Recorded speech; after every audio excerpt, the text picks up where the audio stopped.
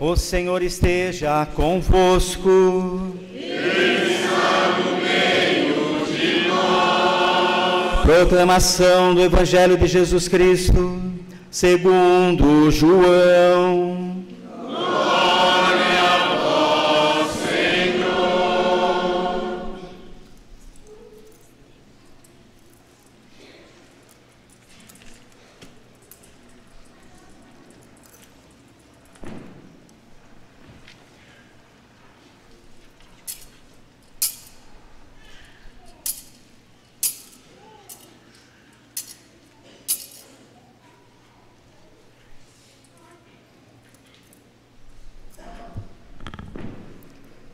Naquele tempo, disse Jesus às multidões dos judeus: Eu sou o pão vivo descido do céu. Quem comer deste pão viverá eternamente. E o pão que eu darei é minha carne, dada para a vida do mundo. Os judeus discutiam entre si, dizendo: Como é que ele pode dar a sua carne a comer? Então Jesus disse: em verdade vos digo, se não comerdes a carne do Filho do Homem e não beberdes o seu sangue, não tereis a vida em vós. Quem come a minha carne e bebe o meu sangue, tem a vida eterna, e eu o ressuscitarei no último dia. Porque a minha carne é verdadeira comida, e o meu sangue, verdadeira bebida. Quem come a minha carne e bebe o meu sangue, permanece em mim e eu nele. Como o Pai que vive me enviou, e eu vivo por causa do Pai. Assim, o que come viverá por causa de mim. Este é o pão que desceu do céu. Não é como aquele que os vossos pais comeram. Eles morreram. Aquele que come este pão viverá para sempre. Palavra da salvação. Glória a vós, Senhor.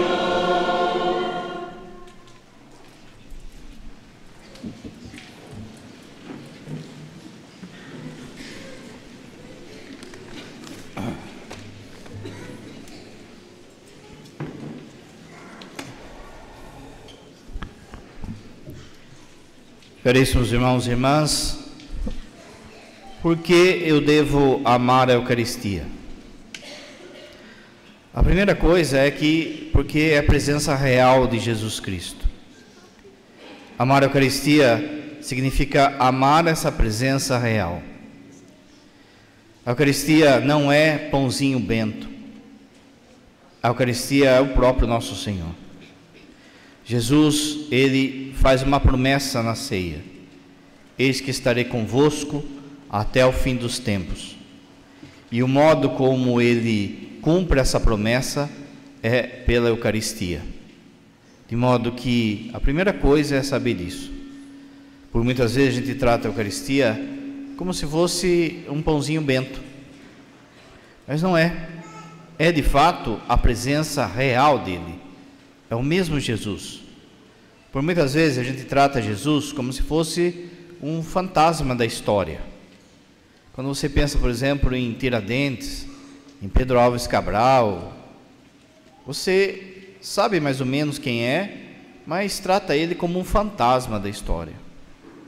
Alguém distante, alguém que você sabe mais ou menos alguma coisa.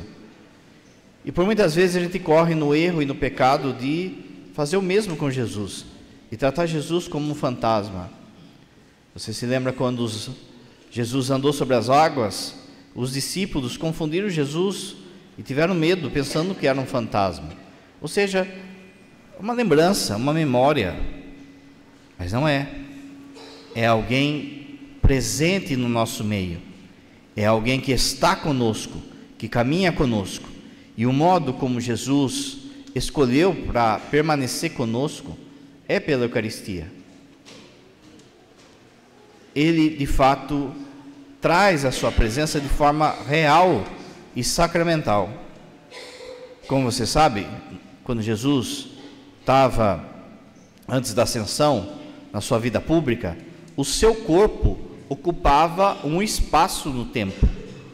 Ou seja, o seu corpo, quando ele estava na Galileia, ele não estava em Jerusalém. Quando ele estava em Jerusalém, ele não estava em Belém.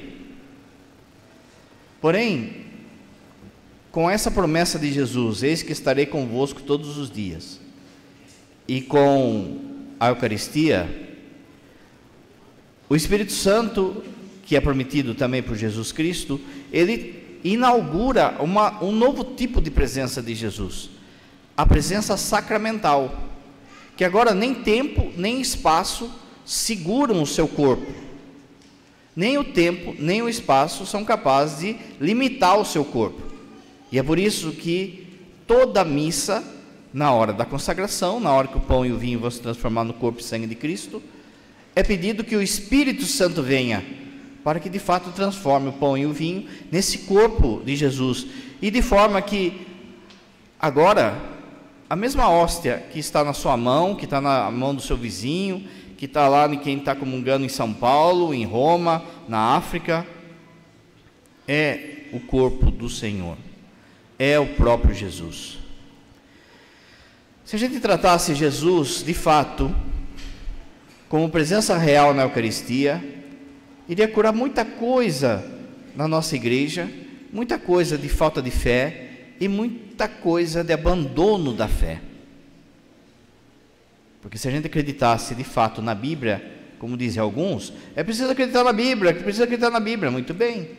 Então acredite nesse capítulo 6 de São João, que acabou de ser lido, em que Jesus disse assim: quem comer da minha carne, quem beber do meu sangue, é preciso comer da minha carne, não é uma condicional, é preciso comer da minha carne, beber do meu sangue para ter a vida eterna.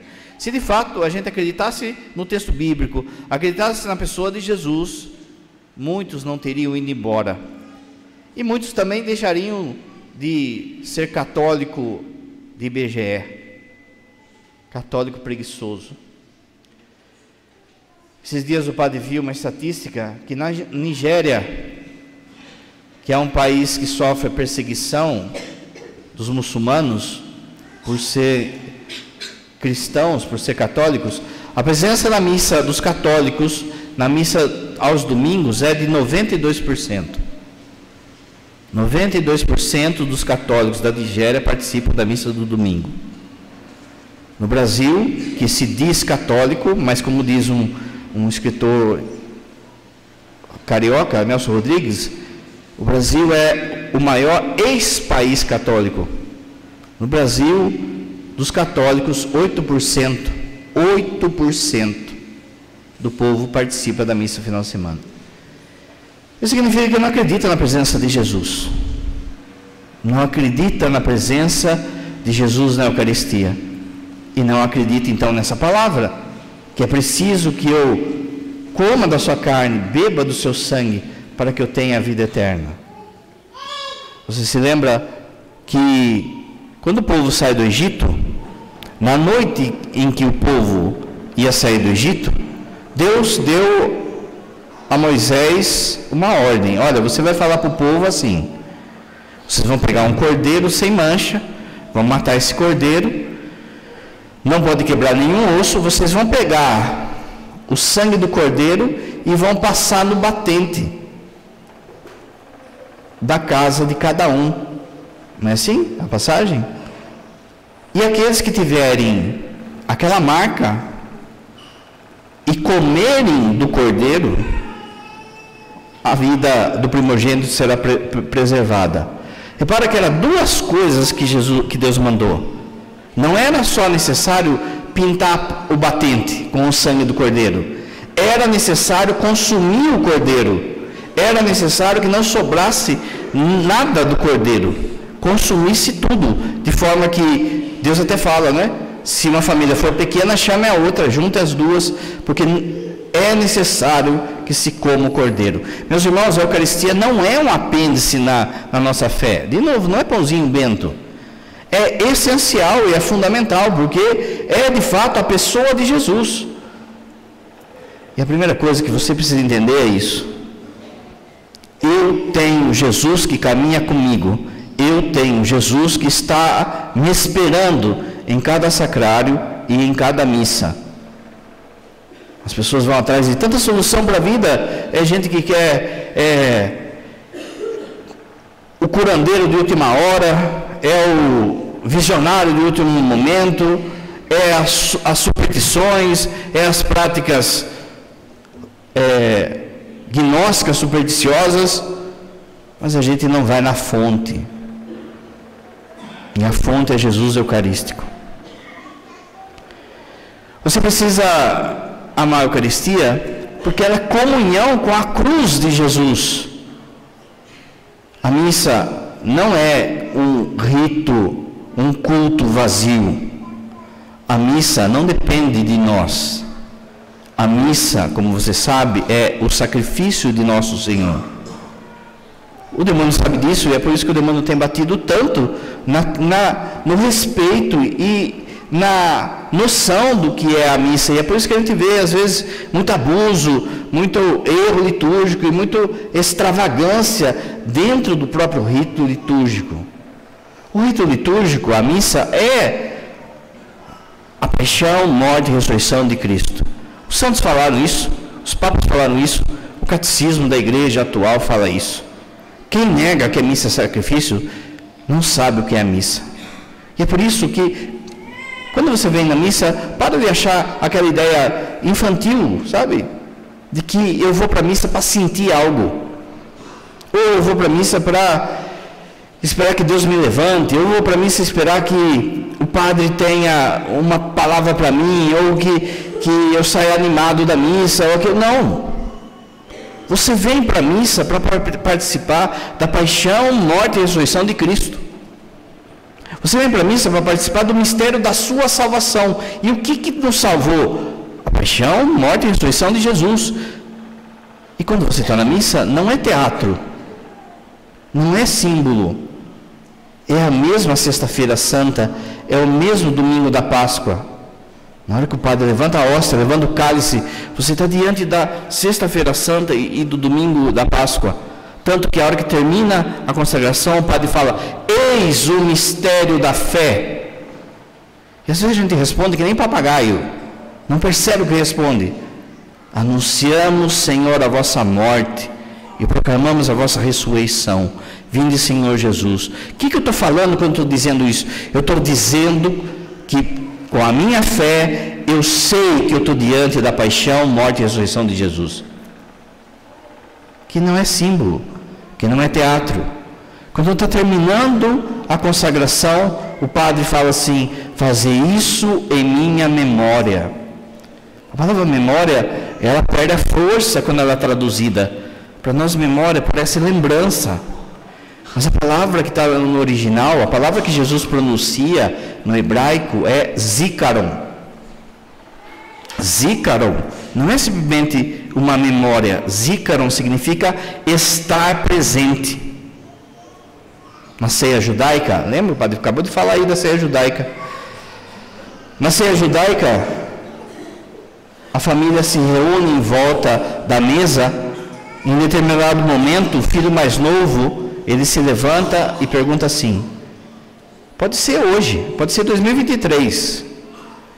O filho mais novo se levanta e pergunta assim: por que essa noite é diferente de todas as outras noites? E essa pergunta, ela é zícaron, ou seja, ela quer colocar aquela família naquele evento da saída do Egito. E o pai responde assim: mesmo que seja 2023, porque nós éramos escravos no Egito. Nós éramos, ou seja, ele se coloca lá. Mas é lógico que, como você sabe, tudo aquilo que veio do Antigo Testamento é só figura do que Jesus vai fazer. Nem Cordeiro, nem Moisés, nem ninguém tem a capacidade de fato de atualizar, de trazer presente qualquer mistério do tempo. Mas Deus consegue. E Jesus é Deus. Quando ele fala, então, fazer isso em minha memória, ele está dando esse poder ao sacerdote, de fazer com que você, em cada missa que você participa, você esteja presente nesse mistério da paixão, morte e ressurreição de Jesus. E é por isso, meu irmão, minha irmã, para de infantilidade da fé, achar assim: eu não vou na missa, eu não preciso da missa, eu rezo em casa, eu falo direto com Deus. Você é um soberbo quando fala isso, porque você está dizendo que a sua oração vale igual a paixão, morte e ressurreição de Jesus. É uma soberba. Quando você vem, você participa desse mistério. E é por isso que toda hora o padre fica falando assim, por nosso Senhor Jesus Cristo. O padre pede, o padre faz a oração. E aquilo que você trouxe é como que grudado em Jesus. Grudado em Jesus na cruz. Grudado em Jesus ressuscitado. E Ele apresenta a nossa vida, os nossos pedidos, a nossa dor, a nossa alegria ao Senhor. E aí mudou o valor, porque uma coisa sou eu apresentando a minha fé, ou a minha dor, ou a minha alegria para Deus. Outra coisa é Jesus apresentando a minha dor, a minha alegria. E isso é a missa. E é por isso que não existe nada maior que a Eucaristia lá fora. Não existe nada maior. Mesmo que uma pessoa aparecesse aí, curando 5.000 pessoas de AIDS, 3.000 de Covid, 1 milhão de pessoas aí de câncer, não é nada perto do que é uma missa que você participa, perto do que é uma hóstia na sua mão. Porque, de novo, a missa não é para agitar a galera. A missa é o sacrifício de Cristo. A hóstia não é pãozinho bento. A hóstia é o próprio Deus na sua mão. Se é o próprio Deus que está na minha mão, aliás, antes, se é o mistério da salvação, se é de fato paixão, morte e ressurreição de Jesus, eu tenho que participar, eu tenho que vir. E é por isso que há um mandamento para você participar da missa. Meus irmãos, nós estamos num tempo em que não só as pessoas elas não cumprem os mandamentos, mas também como as pessoas mudaram os mandamentos. E um dos mandamentos que foi mudado é justamente isso. Existe um mandamento de Deus. Não foi o Papa, não foi um padre que falou guardar domingos e dia de festa de guarda. É um mandamento do Senhor. Repara que hoje é dia de Corpus Christi. É feriado. Ainda é. Pode esperar que está com os dias contados. Numa sociedade secular que a gente vive, pode esperar que esse feriado é um dos feriados religiosos que estão com os dias contados. Eles não vão mexer no feriado da Nossa Senhora Aparecida porque tem a desculpa do Dia das Crianças. Mas esse dia, qual que é a desculpa de ainda ter esse feriado? O feriado é Corpus Christi. Corpus Christi que lembra o quê? Lembra a Eucaristia. Muito bem, pensa assim, uma pessoa que está na sua casa agora, que não se importou de vir na missa, não se importou de cumprir esse mandamento de guardar domingos e dia de festa de guarda. Pensa só, será que não cai a ficha dele e pensar assim, mas por que hoje é feriado? Porque é dia do corpo do Senhor. Mas que corpo do Senhor é esse? Cadê esse povo, gente? Depois não adianta eu ficar falando que eu tenho fé, que eu acredito em Deus. Não adianta eu ficar com texto no pescoço, com adesivo no carro, Deus é fiel. Não adianta eu ficar com a camiseta de Nossa Senhora se eu não cumpro os mandamentos. E um dos mandamentos é, de fato, vir na missa. Jesus vai falar também na última ceia: aquele que me ama, guarda os meus mandamentos. Existe um mandamento para você participar da missa. Você deve amar a Eucaristia porque ela nos transforma. Nos transforma em quê? No próprio Cristo. É uma transformação cristológica. Quando uma mulher está grávida, ela está formando uma criança dentro dela. Ou seja, aquela que está fora está formando quem está aqui dentro. Mas quando você comunga, você também está grávido de Jesus. Só que a transformação é o contrário. É quem está dentro que vai transformando você. De forma que, eu detesto essa palavra, mas Mesmo que uma pessoa fosse um papa hóstia, sabe que a turma fala? Papa, é terrível essa palavra, mas mesmo que fosse, existe no conceito da teologia nossa um negócio que chama ex opere operato, ou seja, independente da pessoa, aquilo age porque é graça de Deus. Mesmo que uma pessoa viesse viesse para comungar na missa, em estado de graça, lógico, mas viesse para comungar numa fé rasa. Como a Eucaristia é o próprio Jesus, aquilo vai operando dentro da pessoa, por ela mesma. E a pessoa começa a mudar. E a pessoa começa a se cristificar. Pode falar sempre. Missa diária muda a pessoa. Por quê? Porque às vezes a gente também cai somente em missa de preceito, né? Vou na missa pelo preceito. Tem que ir na missa hoje.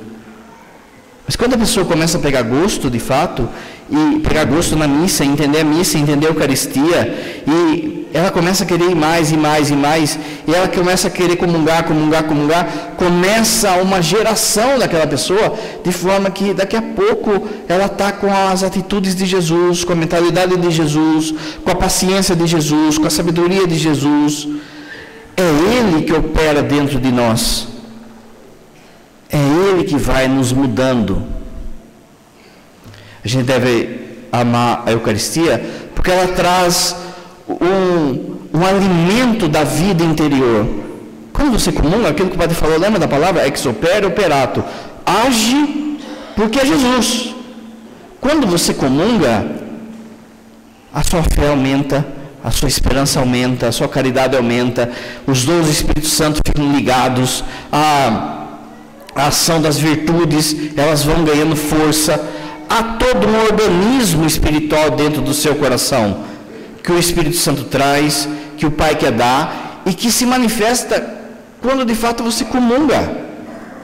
Aquilo vai fazendo com que você fique power, fique cheio de Deus, fique grávido de Deus, como o Padre falou, e na medida que você vai crescendo nessa vida interior, você vai ganhando, por exemplo, virtudes que você não tinha. Não seja iludido. Todos nós aqui somos fracos. Todos nós aqui carregamos pecados de estimação. E é uma ilusão a gente achar que a gente vai conseguir se livrar desse pecado de estimação de modo somente pela nossa vontade. A nossa vontade é fraca, você sabe disso. Quantas e quantas vezes você já tentou deixar esse pecado, deixar essa situação, inverter isso? Quantas e quantas vezes, mas chega na hora a gente não tem força. Mas se a gente tem uma vida eucarística, aquilo vai trazendo virtudes para nós. Aquilo vai queimando os maus desejos. E aquilo vai fazendo com que você perceba uma presença dentro de você. Pensa assim. Se Jesus vai na sua casa, Ele está lá na sua casa, quem que teria coragem de falar assim: "O Jesus, sai um pouquinho aí que eu preciso roubar. Jesus, sai um pouquinho aí que eu preciso brigar com a minha esposa. Sai um pouquinho aí que eu preciso ver pornografia. Sai um pouquinho aí porque eu preciso isso, preciso aquilo outro." Se a gente se toca e entende que Jesus está na nossa casa, você vai fazer de tudo para agradar Ele, não é? Quando o Padre Eto vai na casa das pessoas, né? As pessoas ficam fazendo bolinho para ele, pão de queijo, só fica dos olhos, ó. Né? Tá gordinho o homem, não é? Gordinho foi uma hipérbole, né? Foi assim uma figura de linguagem, porque, né? A pessoa quer agradar. Quando a gente vai na casa das pessoas, a gente, os padres, os diáconos, as pessoas querem agradar. Agora pensa só Jesus. Jesus na sua casa. Agora pensa Jesus no seu coração. A gente vai querer agradar. E começa uma luta no nosso coração. Somente pela presença dEle. Somente dEle estar presente no nosso coração. Você já começa a deixar velhos hábitos, velhas ideias, velhas palavras. Nós precisamos amar a Eucaristia porque ela é remédio contra as nossas enfermidades espirituais, psíquicas e físicas. É remédio, gente. É o mesmo Jesus. O mesmo Jesus, como o padre falou, não é figura de linguagem, não é símbolo, não é, é o mesmo Jesus vivo que está na sua mão, que entra no seu coração, que você comunga. Pensa assim, ó, aquela mulher pensou que se eu tocar na veste de Jesus, eu ficarei curada. Não foi isso? A gente toca nele, a gente comunga ele. Qual a enfermidade que ele não pode curar na nossa vida? Qual é a depressão, a ansiedade, o medo que ele não pode curar na nossa vida? Essa mulher, ela foi lá e pensou, basta que eu esbarre na veste dele. E às vezes a gente recebe Jesus de qualquer jeito e não percebe quem é que está aqui dentro. E não percebe que ele sim é capaz de nos curar, de mudar a nossa saúde física, psíquica e espiritual. A presença de Jesus na Eucaristia faz com que renasça a sua esperança, renasça a sua mentalidade, renasça a sua alegria. Meus irmãos, eu falo de coração, olha, o dia mais feliz da minha vida foi a minha primeira Eucaristia. Foi mais forte do que a minha ordenação. Eu não sabia o que era, eu era uma criança, eu não sabia. Mas eu percebi uma presença ali. E eu me tornei padre por causa dessa presença que eu percebi. Mas eu não sabia teologia, eu tinha entendido com a comunhão que havia uma presença ali.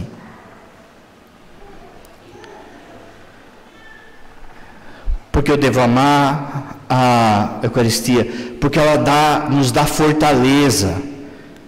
Meus irmãos, olha o mundo como é que está. Você acha que vai ter fortaleza para se salvar, para proteger a sua família, para levar a sua família para o céu, sem a Eucaristia? Olha o mundo como é que está. Para de se iludir, lá fora tem gente que escolheu mal. Tem gente que escolheu mal. Tem gente que não está nem aí para Deus, não está nem aí para a Eucaristia. Tem gente que está aí para ganhar dinheiro, tem gente que está aí para fazer o mal, para ir atrás de droga, de sexo, de bebida, de perseguição, de fofoca. Tem gente que escolheu o mal. O diabo está aí para fazer o mal também. A gente é louco para fazer burrada e fazer o mal para a gente mesmo. De forma que pensa só se não é uma ilusão nossa achar que a gente vai ir para o céu ou vai salvar a nossa família sem a Eucaristia. O que é você, pai de família, quando você falta da missa, por exemplo, no final de semana? É um pai que abriu a porta da sua casa para o mal. É uma loucura. Você, mãe, quando falta da missa, deixa de comungar. Você escancarou a sua casa para a ação do inimigo. Está todo mundo descoberto. Se você, pai e mãe, soubesse de fato o poder da sua bênção, o poder da sua comunhão pela sua família, você não dava esses vacilos. Você descobre todo mundo. Você deixa todo mundo à solta, à míngua. Veja, se você ama de fato a sua família, é isso que você tem que dar. Você tem que dar Deus para eles.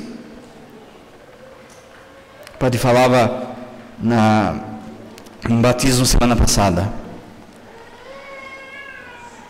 Pais e padrinhos, se você der tudo para o seu filho, escola, saúde, estudar no estrangeiro, riqueza, se você der tudo para eles, mas não der Deus, você falhou como pai e mãe. Você falhou. Porque o que Deus vai cobrar de você, pai e mãe, é isso. Se você deu Deus para eles, se você ensinou o valor da missa, da Eucaristia, de ajoelhar diante do Santíssimo, você falhou. Não se educa para a vida, se educa para o céu. Para isso, não tem força. Você não tem força. Você acha, por exemplo, que a gente sabe conduzir a paróquia? Não é? Só a ovelhinha obediente. Diaco? Só a ovelhinha obediente, só a Santa Teresinha, outra é São Francisco. Eu não sei conduzir esse povo. Eu não sei. Não tem manual. E é por isso que eu preciso me ajoelhar diante dele. É por isso que eu preciso escutar ele. É por isso que eu tenho que ter intimidade com ele, porque o rebanho é dele, não é meu. E ele sabe como vai conduzir. E ele vai me falar para mim como é que eu conduzo. E ele vai falar para mim como é que eu protejo o meu povo. Vocês não têm noção também, né, do que é a oração do padre pelo seu povo. Agora pensa só, se é um padre relaxado, se é um padre que não adora, que não reza, que não celebra a missa. Agora transforma isso para pai e mãe. Você tem uma paróquia aí, essa paróquia, essa turminha é sua. Você também não sabe guiar o seu povo, não sabe. Você também não tem manual. Você não tiver Eucaristia e intimidade com ele. Olha só, trazendo o seu filho, a sua filha para a igreja, já é duro. A gente tem surpresas. Olha o mundo como é que está. A gente é fraco diante de tudo isso. Quem que é a gente perto desse mundão aí, gente? Agora, quem é o mundo perto de mim com Jesus? Ela é fonte da união da igreja.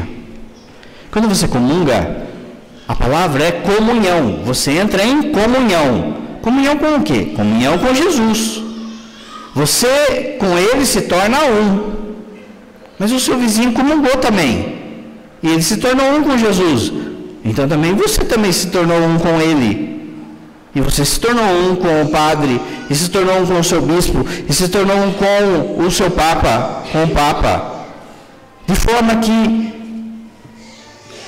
tudo aquilo que você reza, agora é todo mundo rezando junto. Não dá para ir para o céu sem igreja, não dá. Não dá. O demônio tem desmistificado o que é a igreja, achando que a igreja é uma instituição humana. Mas a igreja católica não é. É uma instituição divina. A minha igreja, eu edificarei sobre ti a minha igreja. Não é uma das minhas igrejas, não é qualquer igreja. A minha igreja. De forma que quando você está em comunhão com o Senhor, a oração sua, a oração do seu vizinho, a oração do Papa, ela se torna uma só. Essa semana a gente teve então a semana eucarística. E de hora em hora tinha gente lá adorando. E quando você foi, você não rezou sozinho. O fato de você ter ido faz com que a pessoa que veio antes, a pessoa que vai vir depois, ela também ajude o seu pedido, ajude a sua oração. E você ajude aquela pessoa que veio antes, e você ajuda aquela pessoa. Mas, padre, eu não sei quem veio. Não importa, você está em comunhão com ela. Você está em comunhão, de forma que você pode pedir para aquela pessoa que não está em comunhão. Você pode pedir, toda vez a gente pede isso. Senhor, faz com que aqueles que estejam longe voltem para a comunhão. Reuni em vós, ó Pai, vossos filhos e filhas que estão dispersos por esse mundo. Olha que palavra que a gente reza na oração eucarística número 3. Reuni em vós, ó Pai, todos os vossos filhos que estão dispersos por esse mundo. Mas também você entra em comunhão com as pessoas que já faleceram, com as almas do purgatório. Toda missa a gente reza pelas almas, pelos falecidos. Aqui vai uma catequese. Não se importe quando você vem na missa e o padre, o diácono, se for celebração, não falou o nome do falecido. Não é importante, aliás, nem tem na liturgia. É uma lambuja que a gente faz, é um bônus. Você não vê o Papa parando e falando lá, pelo 7º dia do Zé Porteiro aqui do Vaticano. Porque não tem na liturgia. A gente fala de bônus. Então, se falou ou não falou, não se importe. Porque o que é mais importante é a sua intenção ali. E aquilo que o padre fala depois da consagração, rezando por todos os falecidos. As pessoas às vezes se perdem num sentimentalismo em relação aos falecidos.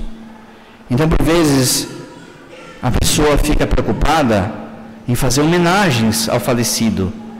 Tem problema? Não, não tem problema. Não na liturgia, mas não tem problema. Eu quero usar uma camiseta do meu avô, tá bom, usa. Eu quero fazer um poema para o meu avô, tá bom, faça. Mas não é isso que ele precisa. Ele não precisa de homenagens. Ele precisa da sua oração. Ele precisa da sua comunhão. Ele precisa que você comungue para ele. Ele quer ir para o céu. Todos nós aqui temos parentes no purgatório. Eles precisam da nossa oração. Eles precisam da nossa comunhão. Cada missa ofereça para as almas do purgatório, cada comunhão. Lá na Divina Comédia, do Dante, que é um livro de literatura, mas que tem bastante coisa teológica lá. E o Dante, ele visita o inferno, o purgatório e o céu. É uma metáfora. Mas quando ele visita o purgatório, as pessoas que estavam lá, de repente, percebem que ele estava vivo. De novo, é literatura, não é teologia. Percebem que ele estava vivo. Os almas do purgatório, então, correm até ele. Vão correndo atrás dele e ficam, pelo amor de Deus, Dante, pelo amor de Deus, fala para o meu parente rezar por mim. Fala para o meu parente comungar por mim. Se você ama de fato quem faleceu, comungue por eles. Padre, mas e se ele já estiver no céu ou estiver lá embaixo? Não é? Algum parente seu, algum amigo seu vai se beneficiar. Não tem oração perdida. Mas se você ama e tem saudade, manda ele para o céu. E ele vai estar esperando você cumprir a sua missão e ir para o céu. E aí, depois disso, não tem mais saudade. Não tem mais tempo de saudade. Tem tempo só de amor em Deus, de comunhão em Deus. Você então pode matar a saudade de alguém que faleceu já aqui, comungando por ela, fazendo bem por ela. Da mesma forma, quando você comunga, também você entra em comunhão com quem está no céu. Então, as graças do céu também caem para você. Aqui o padre acabou de falar. Uma coisa sou eu rezando, outra coisa é quando Santa Teresinha reza comigo. Outra coisa é quando o meu avô, o meu parente, minha avó, sei lá, ela, que já estão no céu, estão rezando comigo. Mudou. Mudou. E isso se chama comunhão dos santos. E a gente faz isso toda a missa. Você lembra, antes da comunhão, o padre pede para que, junto com todos os anjos e santos, junto com todo mundo que está no céu, de forma que, quando você comunga, o céu já está instaurado no seu coração. São Tomás vai falar assim: se o nosso anjo da guarda ele pudesse ter inveja, ele teria inveja de comungar. Que anjo não comunga? São Miguel, pensa, São Miguel nunca comungou. Abraão nunca comungou. Moisés nunca comungou. E a gente comungou? Pensa.